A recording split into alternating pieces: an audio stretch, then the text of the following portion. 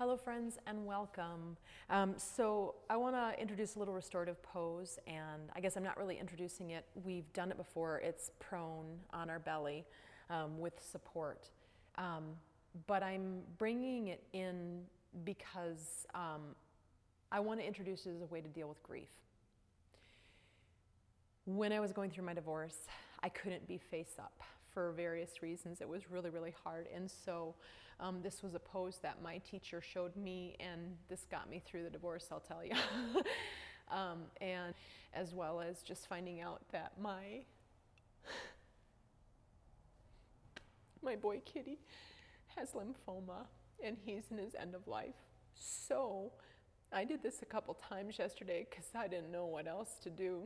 And it just really helps me a lot. So I'm going to try not to cry the whole time that I teach it. But if you're dealing with any kind of grief at any point in time, I suggest this. I'm just fondling my bolster. I suggest this as a way to help you through. So I have a blanket that's rolled up underneath my ankles. I have something like this, whether that's two blankets. At home I use two blankets because I don't always have my bolster there. And then a block or a blanket or a pillow or something for under the head. I'll show you the shape and then go ahead and grab your stuff and come and join me, and then I'll talk us through a few minutes here. So I like to start with my ankles in position because I find that's hard to like push the blanket around once I'm in. And then I kind of come down. Right now I've got that bolster too close, right? So I'm going to move it up. I want it to be so that my head comes over the edge of the bolster. So I want it under most of my torso. I personally like it under my pelvis a little bit as well. Everyone's got different heights and whatnot, so it's going to be different for everybody for sure, right? And then when I come down in, I want my head wherever I need it. So I like my head a little bit lower, right? A block on medium is usually a pretty good height for me personally. I don't want my head to be jacked up. I like it when my head is down, but again, you can play with this. If a block seems too hard, maybe put a blanket across the surface of it, or take a pillow, or roll up the blanket another level so you have a softer version instead of the block, right? The block's about the right height, but I do like the blanket softness, if that makes sense. Now with the arms, we can either bring the elbows out a little bit, and that helps soften the shoulders away from the ears. We can come up around the front of the bolster and cuddle it, and that helps keep the shoulder out of the ears, right? Some people every once in a while will be arms down by the side. For me, that's a little too much of that rounded, caved-in position of the chest, so I tend to have either cactus arms or cuddling my blanket. So take a few seconds, get yourself settled in. If you want to like lift one leg a little and get space at the thigh and then the other. So what I find beautiful about this, right, is that I'm prone, my belly's face down, and I can maintain this for quite a while without having to turn my head one way or the other and crank my neck.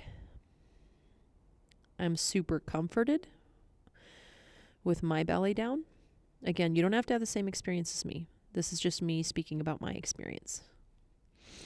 And sometimes I cry here, but often when I'm crying and upset and I come into this pose, somehow it calms me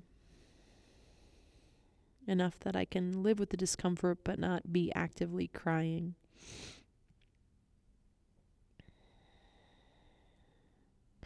Check into the muscles of the face.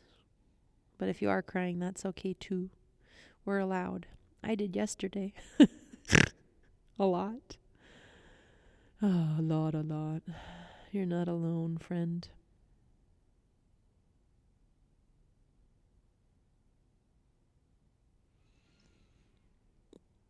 Soften the shoulders and the arms and the hands and the fingers. When I'm in the grief phase, and this is more about dealing with grief, I really like the cuddling phase. And then inside my little heart mind, I imagine this almost 49-year-old version of myself cuddling.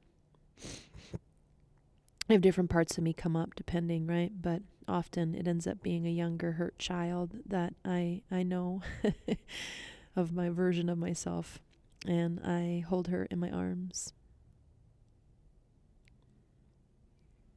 and I rock her.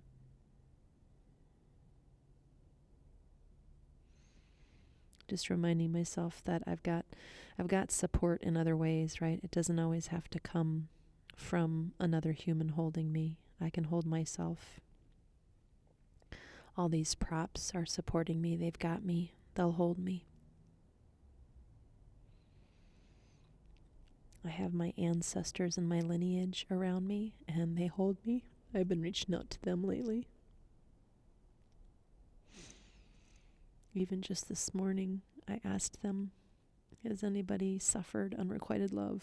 And just started laughing out loud. I don't know everybody's history, but I'm pretty sure most of them have. And then I asked them if anyone has lost someone they love, a being that they love. And I know for a fact every single one of my ancestors has. And that brings me comfort.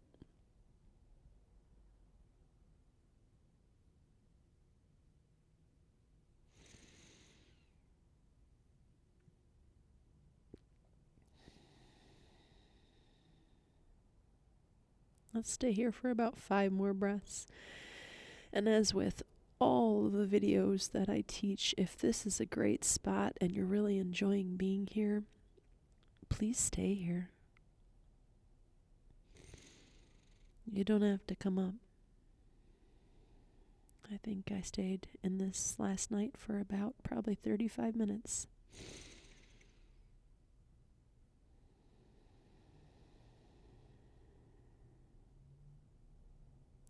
When you are ready to come up, you'll bring your hands next to your ribs. Tone your belly a little bit, right, as you transition. Push the floor away and start to come on up. And you can find yourself in a seated or a kneeling position. I apologize, but I'm not going to apologize for feeling things. But I didn't think it was going to come up quite so strong. I should have known better. I'm a tender-hearted girl. Bring your hands together in front of your heart. Inhale. Exhale, bow your head into your heart and just take a moment of gratitude.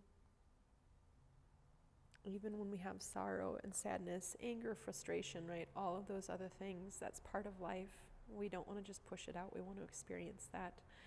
And I think that yoga gives us the tools to sit with the discomfort and move through it so that we can be healthier on the other side. I hope you feel the same. Namaste. And anytime you are in grief, I hope you know you are not alone. You are not. I'm not either. I know. I love you.